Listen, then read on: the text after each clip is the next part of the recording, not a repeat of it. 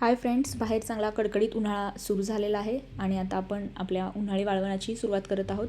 तर आज आपण बनवूयात उन्हाळी वाळवणातील सांडगे. त्यासाठी इथे आपण लसूण, लाल तिखट आणि मीठ घेतलेलं आहे. एक पाऊण वाटी भरून मूग डाळ घेतलेली आहे.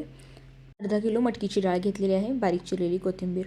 मटकीची डाळ जी आहे आपण ही मिक्सरच्या भांड्यामध्ये थोडीशी ओबडधोबड थोडीशी जाडसर अशी वाटून घेणार आहोत याप्रमाणे, आणि ते चाळणीने एकदा चाळून घेणार आहोत. हे सर्व मसाले जे आपण काढलेले होते, लाल तिखट, मीठ, बारीक चिरलेली कोथिंबीर, हे आपण एका परातीमध्ये पिठामध्ये काढून घेणार आहोत आणि त्यामध्येच जे लसूण पाकळ्या आपण घेतलेल्या त्या अशा कुटून आपण यामध्ये टाकणार आहोत. हे सर्व एकत्रित करून घ्यायचे आहे आणि ज्याप्रमाणे आपण कणिक मळतो त्याप्रमाणे जसे लागेल असे आपण यामध्ये पाणी ॲड करत जायचे आहे.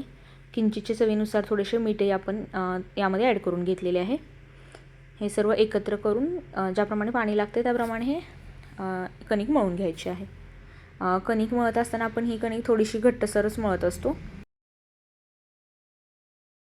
कणिक मळून झाल्यानंतर एक अर्धा तासासाठी आपण हे मुरण्यासाठी साईडला ठेवून द्यायचे आहे. अर्ध्या तासानंतर आपण पाहू शकता ही कणिक इथे आपल्याला सांडगे बनवण्यासाठी रेडी झालेली आहे.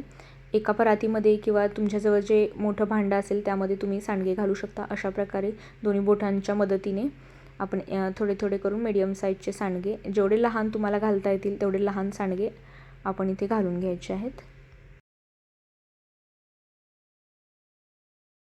संपूर्ण दिवसभर हे जे सांडगे आहेत ते उन्हामध्ये, कडकडीत उन्हामध्ये वाळवायला आपण ठेवून द्यायचे आहेत आणि संध्याकाळी आपण पाहू शकता आपले सांडगे या प्रकारे सर्व बनून रेडी आहेत आणि आपल्याला जेव्हा हवेत तेव्हा आपण या सांडग्याची भाजी करून वर्षभर केव्हाही खाऊ शकतो.